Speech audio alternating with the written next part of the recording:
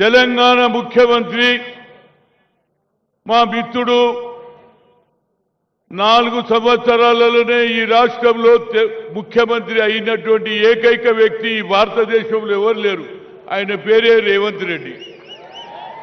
అదేవిధంగా మన తెలంగాణ ముఖ్యమంత్రి పొన్నం ప్రభాకర్ ఇన్ఛార్జ్, అదేవిధంగా జూపల్లి కృష్ణారావు గారు, అదేవిధంగా మా చెల్లె మేయర్ విజయలక్ష్మి గారు, అదేవిధంగా అనిల్ కుమార్ యాదవ్ గారు, అదేవిధంగా మా అక్క సీతక్క, అదేవిధంగా వీవులక్క, వీరందరూ వచ్చారు. వేదిక పైన కార్పొరేటర్స్, అదేవిధంగా సీనియర్ నాయకులు అందరూ ఉన్నారు. అందరికీ నా హృదయపూర్వక ధన్యవాదాలు.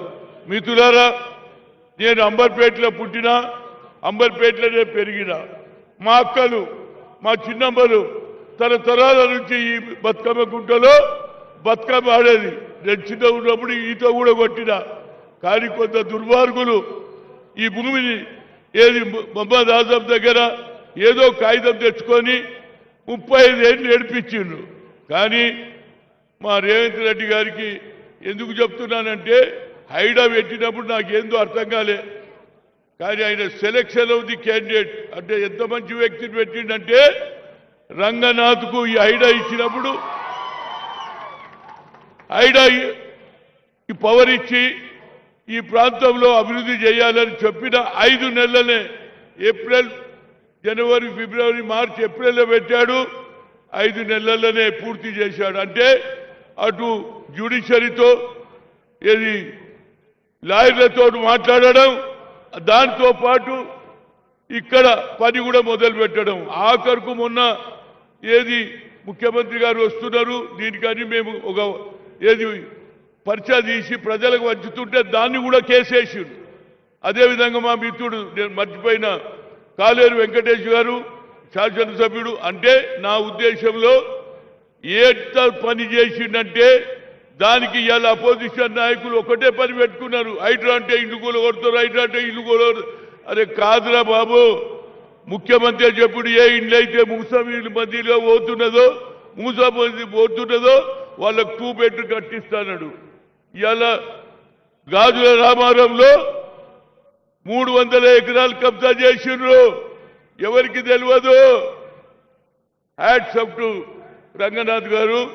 ఇవాళ రాష్ట్రానికి, మన తెలంగాణకు ఈ 15,000 కోట్ల రూపాయల ఆస్తిని కాపాడిండు. కనుక నా ఉద్దేశంలో ఇలాంటి భూములు ఎన్నో ఉన్నాయి నిజాం పీరియడ్లో. ఆయన కొద్దిగా పని ఎక్కువ చెప్పు, పని చేయ శక్తి ఉన్నది. ఎందుకు చెప్తున్నానంటే, నేను వెంగళరావు గారిని చూసిన selection of the IAS, selection of the IPS. ఆయనకు తెలియకుండా ఆఫీసర్లను మంచి వాళ్ళు పెట్టుకున్నారు కాబట్టి వెంగళరావుకు మంచి పేరు వచ్చింది. అట్లనే అలాంటి వ్యక్తులను మీరు ఆఫీసర్లను పెట్టుకుంటే మీకు మంచి పేరు వస్తుంది, రాష్ట్రానికి మంచి పేరు వస్తుంది.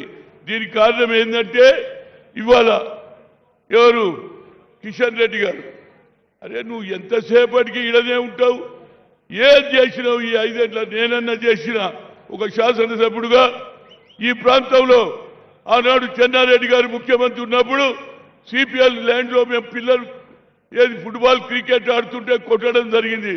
గొడవ చేసిన అందులో భాగమే ఇయ్యాల మాకు ఏది గ్రౌండ్ దొరికింది. అందులోనే క్రికెట్, ఫుట్బాల్ ఆడుతున్నాం.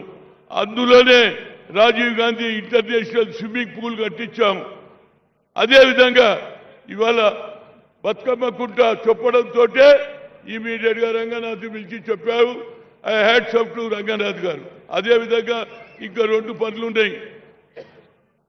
ఆనాడు ఏది రాజశేఖర రెడ్డి గారు ఉన్నప్పుడు ఆనాడు ఇక్కడ ఏది ఫౌండేషన్ కూడా చేసినాం గౌతు లచ్చన్న పేరు మీద. కానీ ఆయన పోయిన తర్వాత జ్యోతిరావు పూలే ఆడిటోరియం కట్టిమన్నాం. అది కూడా మహమ్మద్ ఆజం సరెండర్ ల్యాండ్. కనుక దాన్ని ఈ ప్రాంతం ఇప్పుడే మా మిత్రుడు ఎమ్మెల్యే చెప్పిండు కదా, ఇక్కడ బడుగు బలైన వర్గాలు ఎక్కువ ఉన్నారు, పేదవాళ్ళు ఎక్కువ ఉన్నారు. చిన్న చిన్న ఫంక్షన్స్, బర్త్డేనా, అదేవిధంగా మ్యారేజా, అదేవిధంగా యూనివర్సిటీకి దగ్గర ఉంది, లైబ్రరీ కూడా వస్తుంది.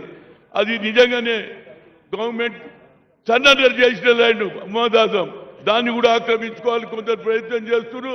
అదేవిధంగా స్కూల్కు ఉర్దూ మీడియం తెలుగు మీడియం అది కూడా సరెండర్ చేసిన ల్యాండే ఏది మొహమ్మద్ ఆజం కనుక దాన్ని కూడా పూర్తి చేయాలని అదేవిధంగా ముఖ్యమంత్రి గారు ఇవాళ అనవసరంగా కొందరు ఏది హైడాను అనవసరంగా అన్పాపులర్ చేస్తున్నారు. ఆయన అన్పాపులర్ కాదు.